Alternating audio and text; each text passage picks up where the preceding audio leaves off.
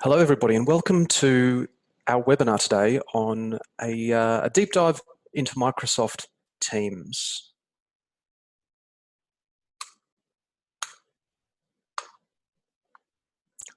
My name is Ben Love. I'm the Managing Director of Grassroots IT, and I'll be taking you through our session this morning. So just a quick look at what's on our agenda for today's webinar. First of all, we're going to touch on the topic of what is Microsoft Teams. Now, I'm not going to spend too long on that particular point because I think everybody in attendance here today really has some idea of what Microsoft Teams is. I think probably the more interesting question for us to spend our time on is how can we use Microsoft Teams better? What can Microsoft Teams bring to my business? Is it even worth me using Microsoft Teams? So why should your business use Microsoft Teams is really the question we're going to be addressing here today. And the way we're going to do that is by stepping through some real world use cases of Microsoft Teams, specifically here within Grassroots IT and how we use Microsoft Teams ourselves. Now, if you have any questions as we go through here, there is a Q&A button in the webinar software. So I would encourage you to please put your questions in there. We do have a couple of members of my team who are monitoring those Q&As, and we will either address them real time through that, that chat window, that Q&A window, or we will loop back to them at the end if we have time.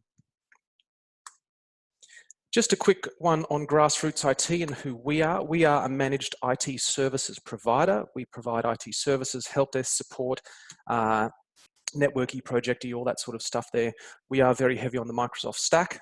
So the Microsoft Cloud environment, Office 365, and Microsoft 365 actually these days is a large part of how we spend our time.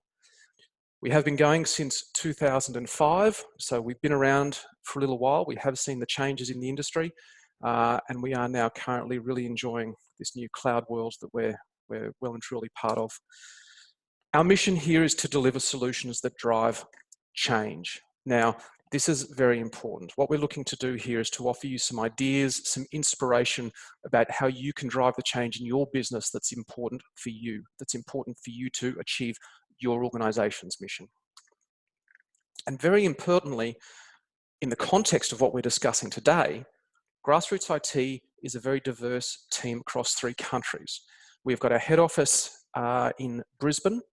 We have got a team in Auckland in New Zealand, and we have got a team in Clark in the Philippines. In addition to that, we almost always have people who are not office-based, who are working remotely.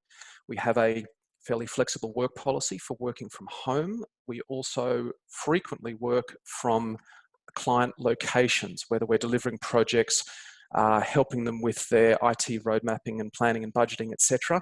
We'll often be on site with our clients there. So when it comes to this, this product of Microsoft Teams that we're going to be diving into today in this world of remote working, of working with team members across multiple geographies, locations, etc., we very much eat our own dog food, as the saying goes, in our industry at least. So we actually walk the talk with this, and we live this every day.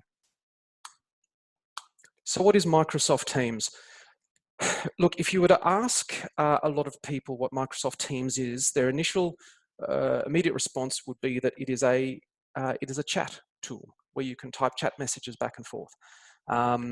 In that definition, it is very similar to other tools on the market, such as Slack or HipChat, where you just type these messages to 1 or more people on your team. You can copy and paste in maybe some links or some files, etc., and that's really it. Now, look, Microsoft Teams does have chat functionality, and in fact, it's a very core feature, a very core part of what Microsoft Teams is. However, Microsoft Teams is a lot more than that. And this is the really important thing that I need you to leave today's webinar understanding all of the other stuff that Microsoft Teams has sitting there waiting for you to start using. So I want you to start thinking about Microsoft Teams as a one-stop hub for all of your teamwork and collaboration. okay? And we will expand on that a little bit more as we go. Probably a key point too here is that Microsoft Teams is really built for teamwork and collaboration. So if you are a one-person business, you may not get all of this value out of the product. It really is designed for multiple people working on common information and common, I guess, common tasks and duties and so on, so that we can collaborate there. So why Microsoft Teams? There are 4 key points that I'd like to touch on here. The first key point is security. The Microsoft Cloud environment as a whole. So by that I mean Microsoft Office 365, Microsoft Azure, and all of the products and services and workloads that fit within that, of which Teams is one, is built from the ground up with security baked in to its very, its very essence, if you will. Microsoft continue to spend billions of dollars on building secure products and on making sure that they stay secure.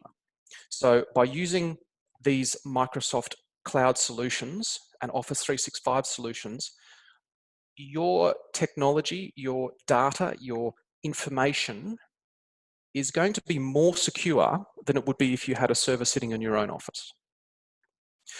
Collaboration is the next point here. I've already touched on that briefly. The real power of Microsoft Teams is enabling the people in your business to collaborate, to work together, to access core information, etc. It's a fundamental reason for Teams' existence. Apps integration. This comes into the discussion about how Microsoft Teams really can perform as the hub of your workday. We can actually plug in, if you will, other applications into Teams. Now we can plug in a lot of the Microsoft Office stack, obviously, but we can also plug in third-party apps and bring them in as an integral part of Microsoft Teams. And again, we will touch on that a little bit more later. And the last point we have here about why Microsoft Teams is the adaptability.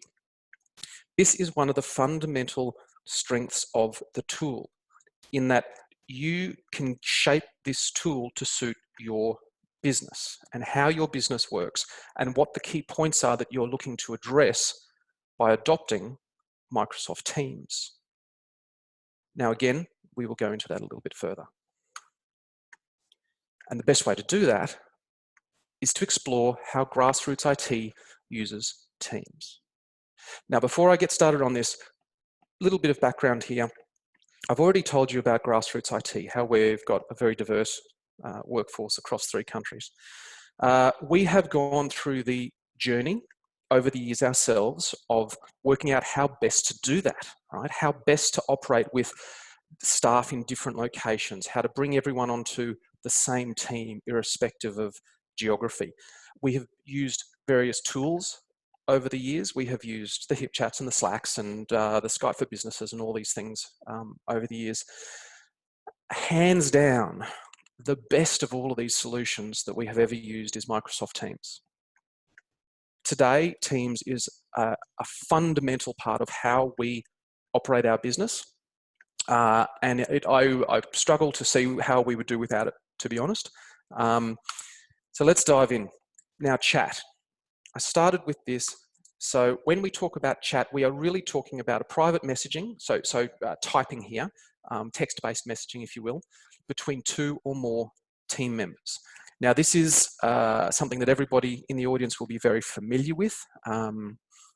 It's a paradigm, a method of communication that's existed for a long time.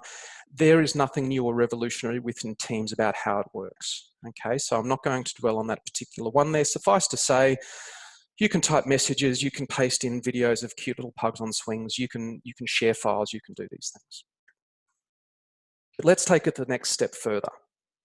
Microsoft Teams, at the click of a button, can move from a chat to a one-on-one video or audio call. So we use this intensely within Grassroots IT. Given that we are spread across 3 countries, we in fact are very, very intentional about making sure that we do operate as one team. And we've found that one of the best ways to do that is to use video a lot. So we are very intentional about having a video call with our colleagues at least once a day, okay? Where we can default to video instead of just a voice call, we do so.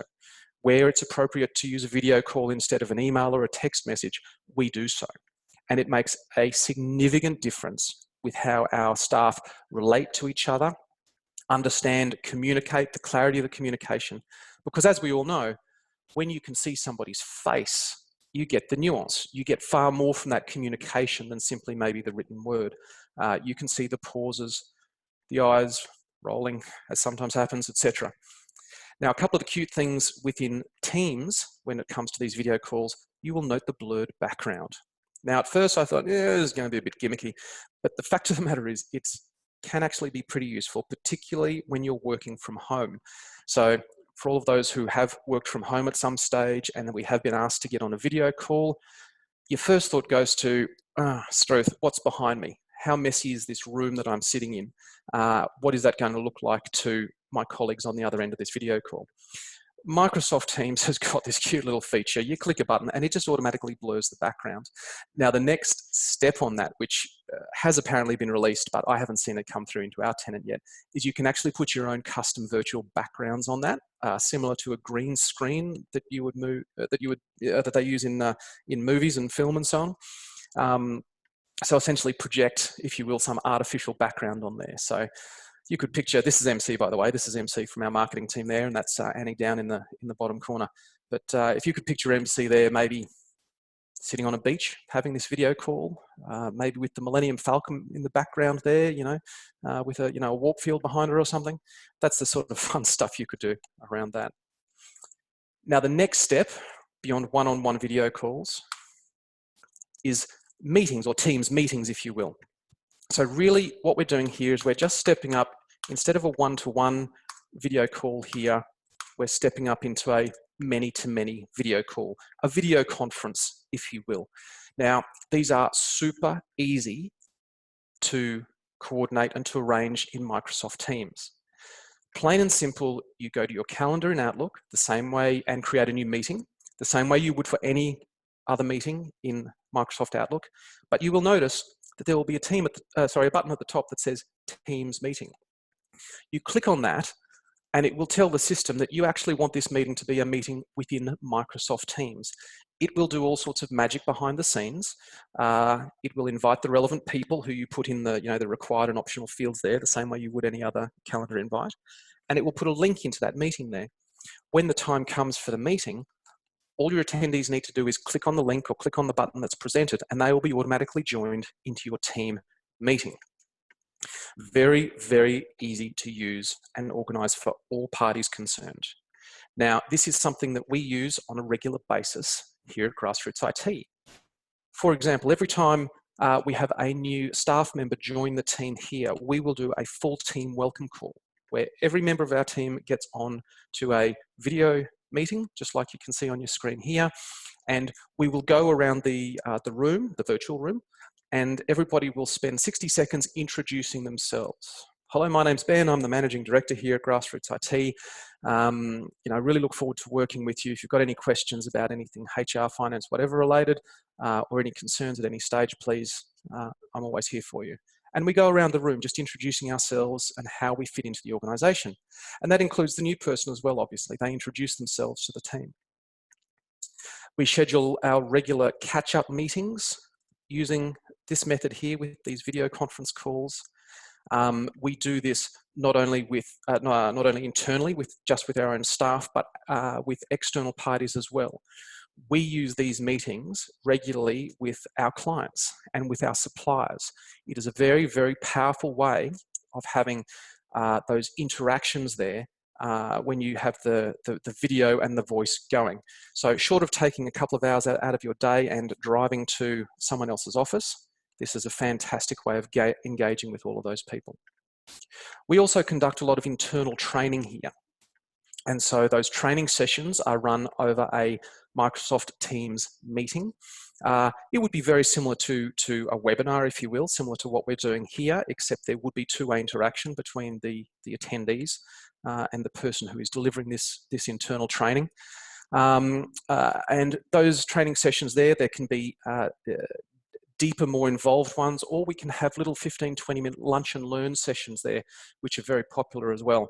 So when one of our team pick up on a great new idea or a new technology they've learned something about, we can run these short, sharp internal training sessions. Now, one of the great features of running your meetings within teams like this, is that the meetings can be recorded at the click of a button. So that recording will record the video and the audio, etc. And that recording can be automatically saved into what's called Microsoft Stream. Okay, put a pin in that. We will touch on Microsoft Stream shortly. Okay, now let's move on to the topic of teams within Microsoft Teams. This is where Microsoft's naming schema can get a little bit of a tongue twister. Within the product called Teams, you can create teams.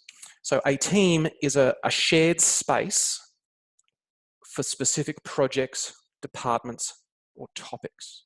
Now, if you remember right back at the beginning, I used the word adaptability. This is where the adaptability of Microsoft Teams really starts to shine through, because you can shape it to suit your organization and where you will get the most benefit from. Now, I will walk you through a couple of examples of how you can use Teams to drive that collaboration and sharing. One way of configuring a team is to create a team around a particular department within your business.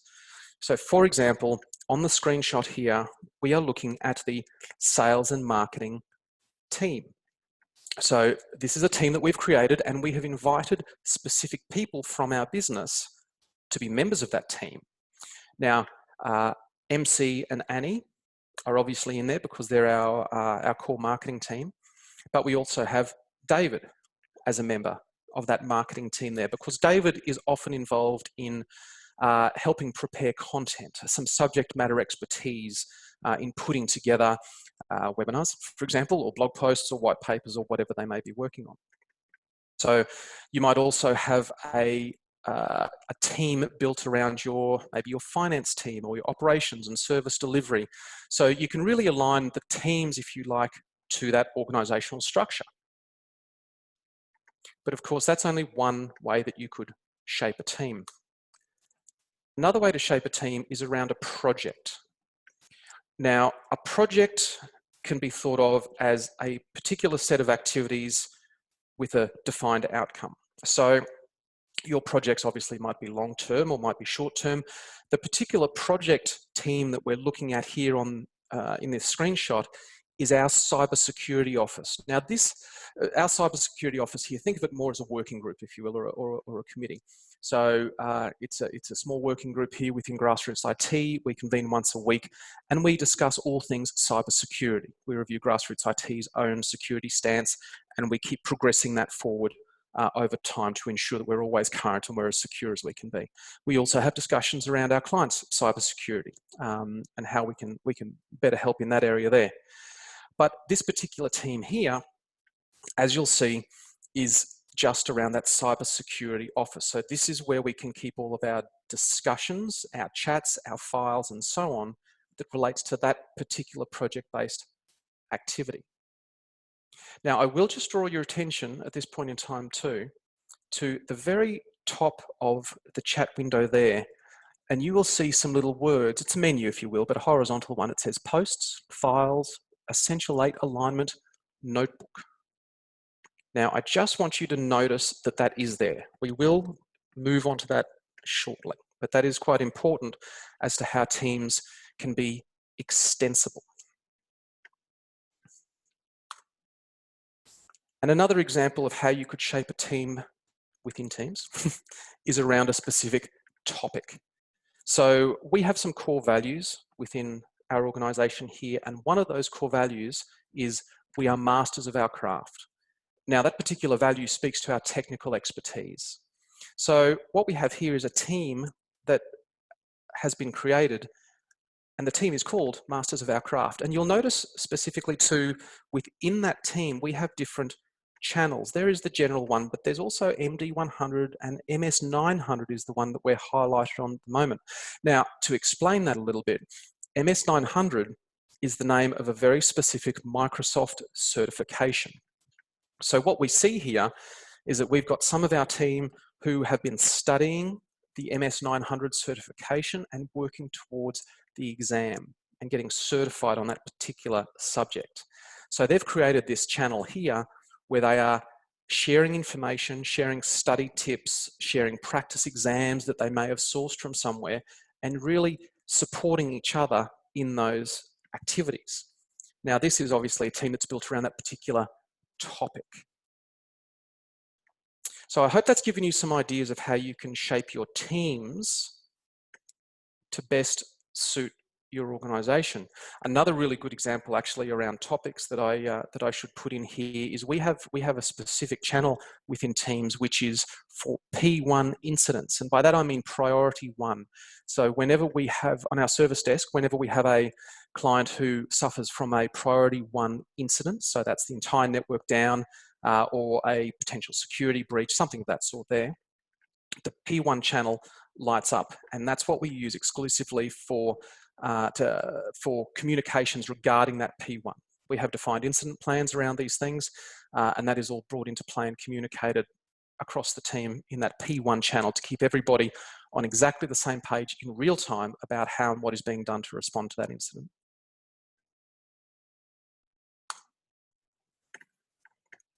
Now, you'll recall a couple of minutes ago, I asked you to take note of the horizontal menu that was at the top of the screen there, or tabs, as they're sometimes referred to. Tabs are where we can start to integrate other applications into Microsoft Teams. Now, you can integrate both Office 365 apps as well as third-party apps. So what we see on the screen here is an example of the window where you can choose which app you want to integrate. So we can see some of the usual suspects here. We've got Microsoft Excel, for example, or OneNote, SharePoint. But you'll note that we've also got Trello. And you'll note that if we were to scroll further down there are dozens and dozens and probably hundreds of these things, to be honest, that you can embed within Teams. So it's not just other Microsoft software that you can embed here, but third-party services as well. So let's have a look at some of those examples and specifically how we use these within Grassroots IT. So one of the most common ones is to embed a document library within a particular team. Here at Grassroots IT, we no longer use a file server. We no longer have a shared drive, you know, the G drive that you might be familiar with. You know, it's a share folder off the server where you stick all your files. We don't have one of those anymore. All of our files are now held within document libraries within Teams. So specifically what we're looking at in this screenshot here is the sales and marketing team, which we touched on earlier, and the marketing channel, but specifically a document library, which is marketing documents. So this is for all types of documents and files that our marketing team use. There's going to be PowerPoint presentations and photographs and JPEGs and Word documents and PDFs and all of the sort of stuff that you're likely to accumulate held here within a document library. Now, these document libraries are set up per team. So what this means is that anybody in our organization who is not a member of the sales and marketing team will not have access to this document library into these files and folders. Now, with sales and marketing, it's probably less of an issue, but if you take that out and you think about if you've got a team set up, for example, for the board, or for your executive management, or for your finance department, then you want to make sure those files and those chats and those videos and all those things there are secure to just the members of that team. Now, that security and that functionality is simply baked in. If you do not invite somebody into a particular team, they will not be able to access that team and they will not be able to access any of the content which is stored within that particular team. Now, the other thing about document libraries is that behind the scenes there, we're actually using a SharePoint document library. Okay, so for those of you familiar with SharePoint document libraries, the functionality is pretty much all there. So that means that you can share these files, we can look at version control and tracking, we can do all of this sort of good stuff that we can do with SharePoint document libraries as well. Microsoft Planner. For those of you not familiar with Microsoft Planner is part of Office 365. If you have Office 365 at the moment, you will already have access to Planner. It's already there, you just need to go and start using it. And it is a task management and I guess a very small scale project management tool. So it's very similar to Trello for those people who've used Trello. And it's based on the Kanban principle of work management. So essentially you have buckets or lists, and in those buckets you have different tasks. A task can be assigned to a person and it can have notes and images and files added to a particular task. And you just drag and drop stuff around the place. It's a great little tool. So our marketing team here use Planner a lot. They in fact run their entire workload from Planner. And as you can see from the screenshot, it's embedded directly into Teams. So they don't need to leave Teams. They simply click on the tab at the top there that says Planner, and they are straight into that Planner where they manage all of their campaigns, their content creation, their webinars, you name it. Very, very powerful tool for keeping everybody on the same page. Now, I should just mention here, this example here uses Microsoft Planner. And as I said, if you've got Office 365, which you will have if you've got Teams, you will already have Planner. But let's just say you're a Trello shop. So you've already committed to using Trello, which does a very, very similar thing. That's okay, we can embed Trello in there just the same way that we do Planner. Stream Video Library. Okay, I wish I could get a show of hands here. Who even knows what Stream is? Because I think it's one of those ones that flies under the radar a bit, to be honest. So Stream, again, comes with Office 365. It's a video library. So think of it as maybe a secure and private YouTube just for your organization. You can upload videos into Stream. You can assign them to channels. Your people can search and browse and do all that sort of stuff. It's got some really funky features these days too. It can do automatic transcription. So it will automatically listen to the words being spoken in the video and type out in text what is being said. Very powerful feature there for being able to search for the content within videos and not just the title of a video, for example. So we use video, as I've already said, a lot for things like training, internal training sessions.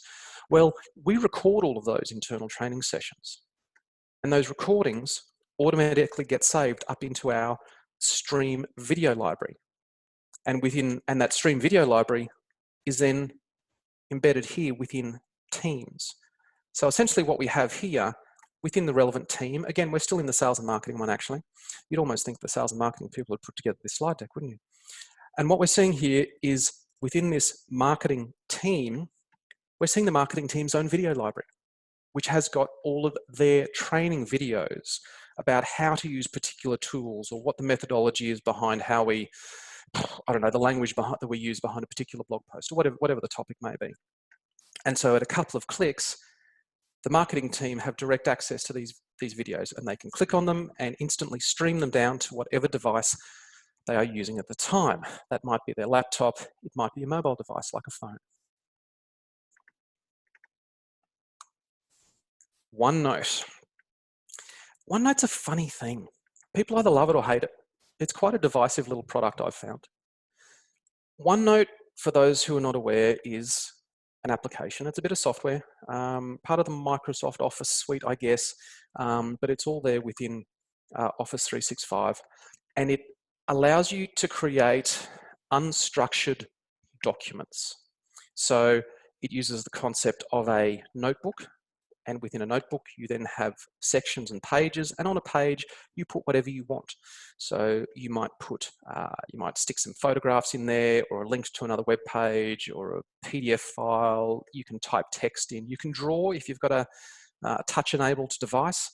You can draw on the OneNote screen if you like taking handwritten notes, all sorts of magic stuff like that. So we use OneNote to manage our meetings internally here. So in our screenshot here, we're looking down at our cybersecurity office team, our CSO team, and specifically, we're looking at the tab along the top, which is called Notebook. And in there, you can see that we've got sections for our meeting minutes. So every time we sit down for a meeting, we create a new page with the date and someone types in the meeting minutes. We have got a page we're looking at here actually, which is for next meeting agenda. So anybody can just dump ideas on this, topics on this that they would like to raise at an upcoming meeting. And of course, because this is all embedded within Teams, and because this has all got the Microsoft Cloud behind it, all of this synchronizes in real time for everybody who's got access to this particular team. So that means that everybody sitting around the table at that point in time can see the minutes being typed out in real time if they wanted to watch them. And anybody can access these minutes, these agenda items, etc., at any point in between meetings. And it's all there held within the CSO team.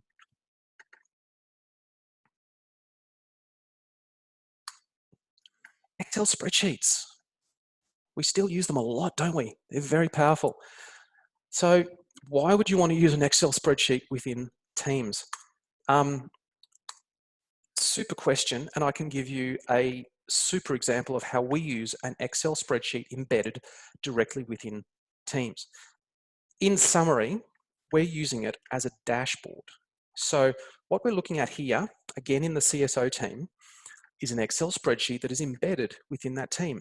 And it's for the Essential 8 alignment. So for those of you who are not aware, the Essential 8 is a framework developed by the Australian government that you can use to assess your cybersecurity stance and to help drive best practice in regards to cybersecurity for your business.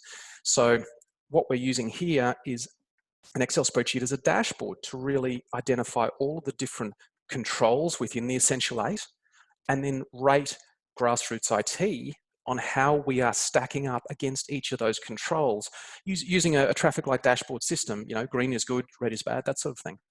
So in your own business, are there opportunities for you to present an Excel spreadsheet here? You could use it as a dashboard like this.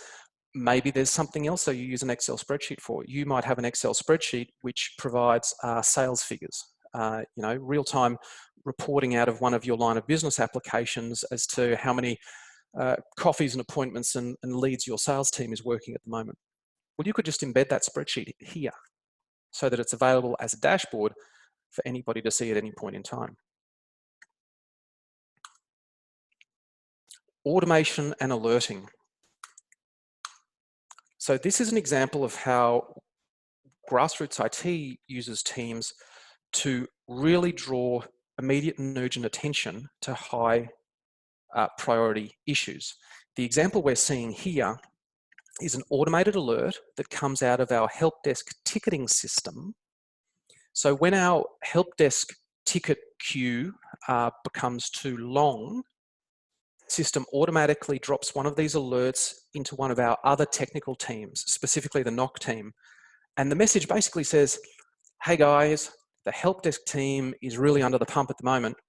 Could you come across and lend a hand?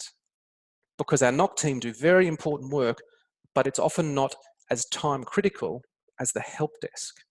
So this alert here happens automatically. And as soon as the NOC team see that alert drop into their chat window there, they know that they're needed over there. So they can try and wrap up what they're working on and then give the help desk team a hand. Now, you might not run a ticketing system in your business, but for example, you may want to pay close attention to mentions of your organization on social media. So when your business is mentioned on Facebook or LinkedIn or Twitter or whatever your social platform of choice is, well, maybe you could set up some automation so that whenever your business is mentioned, boom, it just drops a little notification just like this straight into a Teams chat window and brings it front and center for those people who need to know that that has just happened. So there are numerous ways in which you can use this functionality here. And really the sky is the limit. So have a think about what information, what real-time alerting or notifications might be useful for your team, and maybe we can explore ways in which we can bring those notifications into a Teams channel for you so that we bring them front and center. One of my favorite parts about Microsoft Teams is that there is a Teams mobile app. Now, of course, everything has an app these days, and Teams is no different. The Teams app is actually incredibly good, and given how mobile most of my workforce is, at least, and probably yours, this is a very, very useful tool for us. Most of what you can do in Teams on the desktop on a computer, you can actually do in the mobile app these days as well. It's very, very good. So some examples of how we use the mobile app for Teams. We are constantly doing the text chat with each other. So instead of sending a text message or an iMessage or whatever, we will do a lot of that type of chatting now within Teams on the mobile device, obviously. We use Teams on the mobile for voice calls, especially the international ones. So if I need to speak to Craig, for example, in Auckland, and I am out and about, then rather than making a mobile telephone call to Craig, and obviously international call rates, etc., I will simply use my mobile phone, but make it a Teams call instead. Now, it can be audio only. I can hold the phone up to my ear just like it's a normal phone call, but it's going via the internet. So works very well, obviously, and there are none of those international call charges. Now, the Teams mobile app is also extremely good for the video conferencing piece of it. You can participate very, very actively in a Teams video meeting using the mobile app here. In fact, we even have a great story that one of the guys tells about how he was meant to be at a client site in the city here in Brisbane to participate in a Teams video call. But he was in the Uber from our office heading into the city and got held up in traffic. And he was going to be late for the call. So he started that call from his mobile device. So he was sitting in the back of the Uber, he had his mobile phone, he had his headphones plugged in, and he was actively participating in that Teams video meeting. He kept actively participating in that Teams video meeting all the way in the Uber to the city, out of the Uber, into the building, up the elevator, into the client's office, into the meeting room where the meeting was actually happening, to the point at which he then disconnected his mobile phone and sat down at the boardroom table and was part of the meeting still. So that connectivity and that handoff happened seamlessly there. And that was wonderful because he didn't actually have to miss that meeting after all, despite the traffic being a bit of a nightmare. Teams voice calling. Now, you can make a voice call from one Teams user to another Teams user straight off the bat. As I've said a number of times already, that functionality is just pretty cool. What you can also do with Teams, though, is use it to replace your phone system, your normal traditional phone system. So you might have a PBX phone system still in the office there. You might have a VoIP system, a cloud PBX solution, whatever the case may be. You can actually bring all of that functionality into Teams so that your staff can then start to use Microsoft Teams to make normal phone calls out to other people who aren't on Teams. Now, this is a little bit of an advanced use case at this point in time. It does work, but there are some limitations on how that can work. But it is quite an interesting area to watch. So, we've just covered a whole heap of real-world use cases of how Grassroots IT uses Microsoft Teams every day, and I really, really hope we've given you some good ideas and some inspiration for how you can start thinking about using Microsoft Teams within your organization. But if you're going to be adopting Microsoft Teams, if you're going to be adopting any new tool or process or methodology, you want that to be a successful adoption, don't you? So consider these questions. What benefit does a new IT system deliver if no one uses it? What benefits does an optimized business process deliver if people don't adopt it? And what benefits are achieved if a restructure doesn't change the way people collaborate and break down the silos? The obvious answer is none, okay, with a large negative return on investment, okay? So if you look at bringing Microsoft Teams into your business, a crucial part of that discussion is the change management, is how do we guide the organization from the point where they don't have Teams and aren't using Teams to the point where they are in a successful way so that we get the most out of the tool, the most out of the implementation there. That change management piece is not an optional extra. It's a key component of any project like this. So I really would encourage you to think about how you're going to best drive this adoption within your organization.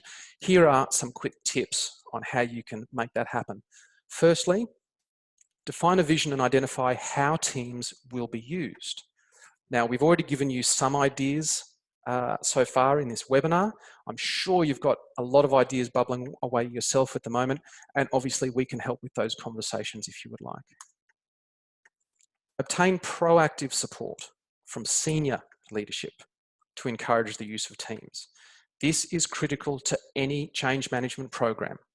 You must have that senior level buy-in, and the senior level must be actively demonstrating their commitment and their buy-in to whatever the initiative is that you're looking to adopt. You need to provide training for end users. If people don't know how to use a tool, they won't use the tool, or maybe they'll use it but use it incorrectly. So providing training for end users is really, really important, and it doesn't have to be complicated or hard or expensive at all. Again, we can help you with that. And raising awareness through the internal communications piece there. A lot of different mediums that can go on, the email, intranet, videos and newsletters and so on. But however you choose to do it, however your organization best communicates internally, raising that awareness of the initiative and maintaining that awareness is very, very important. And of course, any change management program will need to link the project level activities with the individual activities. So we have just covered a huge amount in that webinar there. I flew through a lot of that content, I understand, but I really do hope I've given you some good ideas around how Microsoft Teams could be used within your organization. I really do hope I've prompted you to think about the importance of change management and driving that adoption of user training to make sure that that is handled as effectively as possible. And of course, Grassroots IT can help with all of these things. So if you would like any discussions around any of those areas there, then please reach out. You know where to find us. So I would encourage anybody to put questions that you have into the Q&A window within the webinar software here. I do have a couple of questions already, and we're up to about the 45-minute mark. So I do have time to answer some of these questions. So Jeff, can a SharePoint document library be set as read-only by default and writable only for defined users? That is a super question, and I am going to get back to you on that one, Jeff, if that's all right. Getting down into those really nuanced permissions on these things, I just don't want to answer if I'm going to give you the wrong answer. So I'm actually just going to ask my team who are helping here to just flag that question, and we will get back to you on that one, Jeff. Kylie, this is fantastic, thanks. What are connectors in a channel used for? Yeah, great question. So a connector in a channel is the piece that lets you link some sort of external or third-party service, if you will, into that channel. So for example, within Grassroots IT, we use Microsoft Yammer quite a lot. Yammer is like, look, think of it as Facebook, but kind of an internal corporate version of it. You know, less cats and fake news and so on. We have a connector configured, or let me say that another way around. Whenever a new post goes into Yammer, using a connector, we have that post also appear within our Microsoft Teams channel so that our staff just get that little extra notification that, oh, there's a new Yammer post. I'm going to go over there and read all the details about it. And that actually works really well. It really drives awareness of what's happening over there on Yammer. Amit, how are you? Amit, your question. Are you suggesting that Teams plus SharePoint database could potentially replace our document management software Dropbox? Amit, I'm going to give you a very short answer, and the answer is yes. I absolutely think that you could replace Dropbox. Obviously, there may be a bit of discussion about if you're using Dropbox in any particularly unique ways, how we would shape that, etc. But look, the short answer is yes. We have seen numerous people retire Dropbox in favour of SharePoint and OneDrive and Teams and the Microsoft stack there. So yes, absolutely. Lisa, how are you, Lisa? If we embed non-Microsoft apps like Trello in Teams, does it then make the data in Trello secure? Oh, yeah, interesting question. Lisa, I would like to think that your data in Trello was already secure, but secured by Trello, obviously. Your Trello data will continue to exist within Trello. Your Trello data is not migrated across into the Microsoft platform in any way. We are simply embedding the Trello application within the Microsoft Teams hub. I hope that answers your question. I'm not sure if I got that quite right, but Lisa, if that doesn't answer your question, please reach out to me after this and I'll absolutely discuss that with you a bit further. Caleb, hello Caleb. Hi Ben, can you please explain how conference calling works in Teams? Absolutely. So if you want to do a multi-person conference call or a video call or whatever within Teams, there are two ways to do it. You can, as I said, in your Outlook calendar, you can create a new meeting, just as you normally would, but click on the Teams meeting button and it will magically turn it into a Teams meeting. And then you obviously invite the relevant people and set a date and time and so on. The other way is you can configure those, you can create those Teams meetings directly within Teams if you want. Again, there's just a little button there which is called Meetings from memory, and you just create it directly in there. So very easy to use. When the time comes for your meeting, all of your attendees simply click on the relevant button within Teams or within the Outlook calendar invite, and they will be automatically joined into that conference. Caleb, I hope that answers that question. Please let me know if I've missed the mark as well. Caleb, again, sorry, I just saw this follow up. In particular, how to call one person and then add another. Oh, my apologies. Okay, so Caleb's just expanded on his conference calling question there and added, in particular, how do you call one person and then add another person to the call? Caleb, there is simply a button. So if you're in the middle of a video call with, or a Teams call with one person, there is simply a button on the side of the screen there that you can click to add another attendee, another member directly into that call. And it will then ring them and they answer and they will then become part of that call. All right, bear with me. Lisa, I'd love if you could please share the answer to Jeff's question with me too. Lisa, I hope I will make a note of that, Lisa, and get back to you on that. Kylie, thanks. And why not add it in where you added in Planner? Kylie, I apologize. I'm not sure what you're referring to there. And Jeff, hello again, Jeff.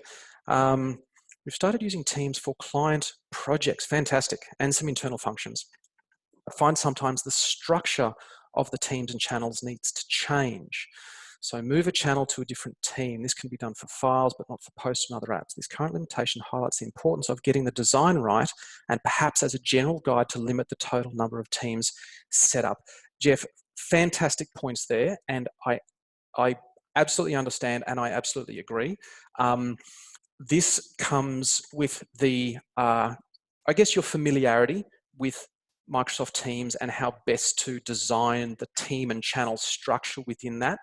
I know we have certainly evolved our design within Grassroots IT over time. Some of the early teams and channels we used no longer exist. and we've created new ones. We are pretty stable now, interestingly enough, with the teams and channels that we have set up. We do continue to explore ways to use it, and we've got some new ideas which we're discussing at the moment. But yeah, I absolutely agree with what you're saying there, Jeff. But again, that's a good opportunity for sort of more discussion and learning as you go, of course, isn't it?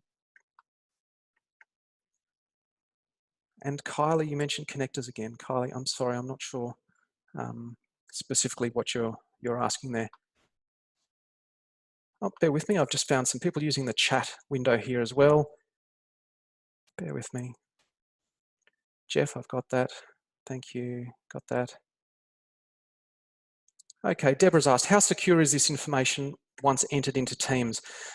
Deborah, I would suggest that it is extremely secure. The chances of anybody external getting into the Microsoft platform are very, very low. Particularly, well, the biggest risk to an external party getting access to your Microsoft tenant, your Microsoft environment there, is actually your people and their passwords. So this is why we keep pounding on about multi-factor authentication and how you really, really, really must have that enabled within your organization, okay? So in that sense, extremely secure. In terms of securing your information within Teams from other people within your own organization. So for example, your finance department might have information in there that should not be accessed by other members of your staff. That is also very easy to do, again, simply by how you set up the channel. You would set it up as a private channel, and you would only invite into that channel people who need to access the information within that channel. Jules, how are you there? Ben, can we engage with people external to our business through Teams? You absolutely can. We do it every day of the week. We have got a number of clients who themselves are very, very engaged users of Microsoft Teams. And we have frequent video calls and share content, etc., with them through Teams. It's an extremely efficient and powerful way of doing it that we have found. And Mithy, how are you, mate?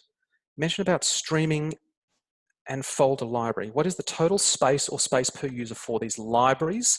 That will depend on a couple of factors about your particular environment, your Office 365 environment. We are very happy to confirm that for you, Mithy, but it will be a unique answer for you. I don't have an off-the-bat answer for that, I'm sorry. And we use Teams for chat internally. Can we track who has seen the messages within a chat? Poor. Super question. Top of my head, I don't think so. But I am just going to ask my team to make a note of that question as well, and we'll see if we can get back to you, see if we can learn something more about that for you. Oh, and here's just the clarifications where you added in Planner. Okay. Folks, I think I've answered everybody's questions there. I hope I have done a good job of sharing some ideas with you and, of course, of answering your questions. Grassroots IT can help with everything that we have discussed today. If you would like our assistance, and I am, of course, here to answer any follow-up questions that you may have regarding this. So you will have my details. Please reach out and say hello with any questions. We will also be sending you a follow-up email at some point over the next week with a recording of this webinar, which you are very welcome to share with your team and with anybody else who you think may get value from what we've shared today. Thank you once again for joining us, and have a great day.